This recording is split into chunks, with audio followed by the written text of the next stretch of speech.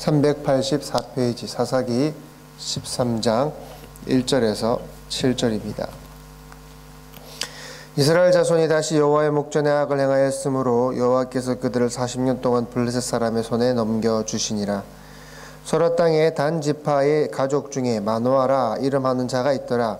그의 아내가 임신하지 못함으로 출산하지 못하더니 여호와의 사자가 그 여인에게 나타나서 그에게 이르시되 보라, 내가 본래 임신하지 못함으로 출산하지 못하였으니 이제 임신하여 아들을 낳으리니 그러므로 너는 삼가 포도주와 독주를 마시지 말며 어떠한 부정한 것도 먹지 말지니라.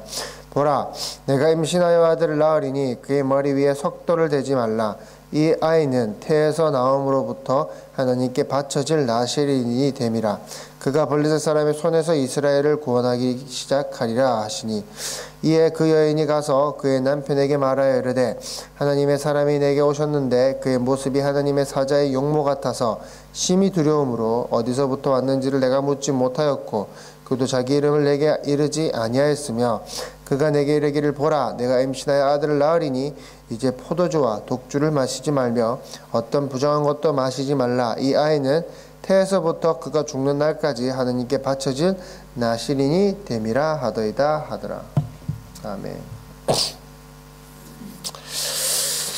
13장 1절 보면 이스라엘 자손이 다시 여호와의 목전에 악을 행하였으므로 이런 부분이 도대체 사사기 몇 번이나 나옵니까? 정말 자주 나옵니다. 수없이 나옵니다. 이 부분이 한두 번 나오는 것이 아니라 계속 반복되어져 나온다라는 것은 인간이, 우리 사람이 어떠한 교훈, 어떠한 계기, 어떠한 가르침으로 변하지 않는다라는 것을 우리에게 이야기해주고 있습니다. 다시 말해서 똑같다라는 겁니다. 크게 변하지 않는다라는 것을 우리의 본질은, 우리 안에 있는 그 본질은 크게 변하지 못한다라는 것을 보여줍니다. 게다가 삼손의 때는 어떠한 때입니까? 이스라엘의 죄로 말미암아 하나님께서 그 이스라엘 민족을 블레셋에 파셨습니다. 블레셋에 파셨는데 이제 파셨으면 그 블레셋으로부터 고통스러워하고 그 대적들로부터 괴로워해야 되는데 오히려 그 대적의 손에서 태평을 누리는 그러한 시대였습니다.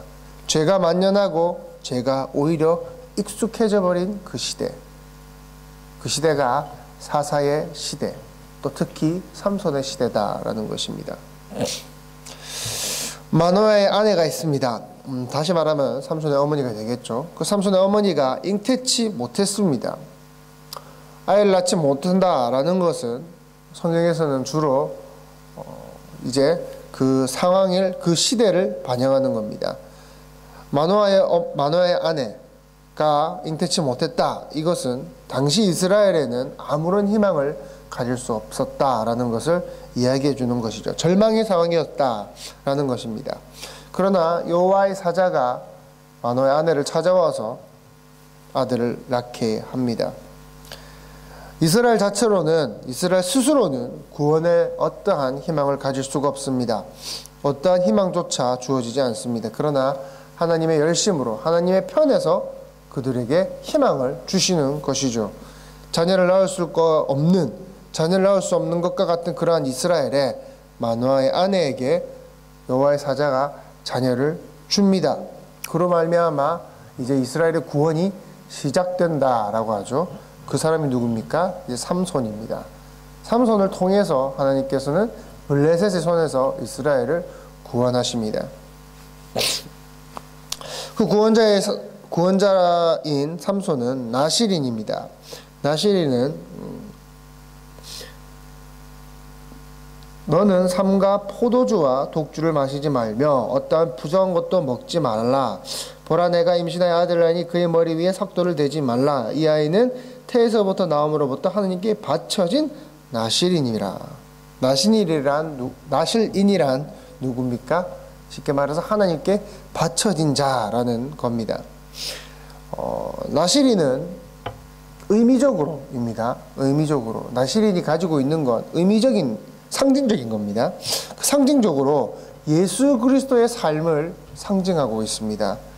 그들의 삶이 구별되고 다른 사람들과 다르고 구별되고 긍정적이고 그러한 것으로 말미암아 희생으로, 그들의 희생으로 이제 다른 자들이 기쁨을 누리고 다른 자들이 살아난다라는 그 예수 그리스도의 삶을 상징하는 그러한 것이 나실인인 것입니다. 우리가 삼손의 이야기를 이해할 때 사실 윤리 도덕적으로 해석을 하기에는 한계가 있습니다. 삼손의 행동 하나하나를 따져보면 참 부끄러운 행동들이 많습니다. 그러나 그 부끄러운 행동을 하기 전에 성경은 여호와의 신이 임했다라고 이야기를 하고 있습니다.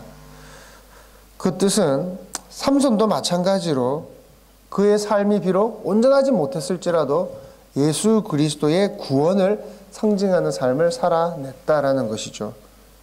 그의 삶에는 우리 시선으로 봤을 때 부인도 몇 명 있었습니다. 그리고 힘센 것 말고는 딱히 뭔가 잘난 구석이 없습니다.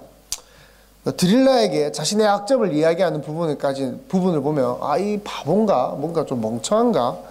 이런 생각까지 들기도 합니다. 그러나 잘 아시다시피 삼손이 그 바보처럼 굴다가 드릴라에게 팔려서 결국 블레셋 사람들에게 넘겨집니다. 블레셋 사람들의 손에 잡혔지만 결국 어떻게 됩니까? 그 지붕에만 3,000명이 올라갈 수 있는 건물입니다. 지붕에만 블레셋 사람들이 3,000명이 올라갈 수 있는 건물입니다. 우리 건물 같은 경우에는 한 100명 올라가겠습니까? 100명 올라가면 무너지겠죠. 한 10명은 한 100명 정도 올라가면 이제 무너지겠죠. 3,000명이 지붕 위에 올라갈 수 있는 아주 크고 튼튼한 건물입니다. 그 건물을 무너뜨려서 그 안에 있던 블레셋 대적들이 다 죽어버리게 됩니다.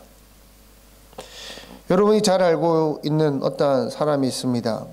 자신을 바보처럼 내어주다시피 해서 결국 잡힙니다. 그리고 죽게 됩니다. 그러나 죽었지만 그의 죽음으로 말미암아 다른 모든 대적들로부터 승리하게 된 분이, 승리를 주신 분이 있습니다. 누굽니까? 예수 그리스도인 거죠. 삼손을 성질 더럽고 여자만 밝히는 그런 불황자로 보기 분명 그의 삶은 예수 그리스도를 예표하고 있다라는 것입니다. 그 차이점은 있겠죠. 차이점은 무엇입니까? 예수께서는 부활하셨습니다. 그러나 삼손은 그의 아비 마노아의 정지에 결국 장사됩니다.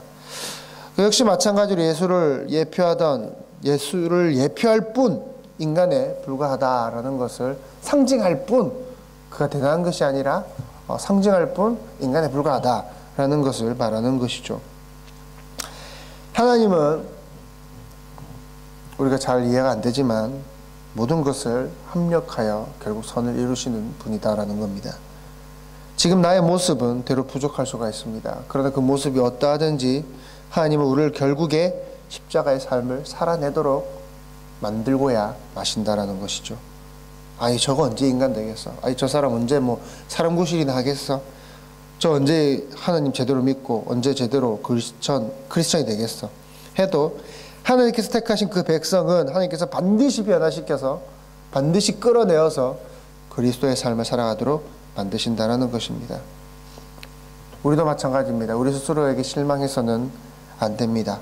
비록 오늘 하루 또한 지난 한 주간의 삶이 삼손과 같은 때론 정욕에 이끌리고 때론 부족한 하루를 우리가 살았을지언정 최종적으로는 모든 것을 합력하여서 최종적으로는 예수 그리스도의 삶을 살아가도록 하나님께서는 만드실 겁니다.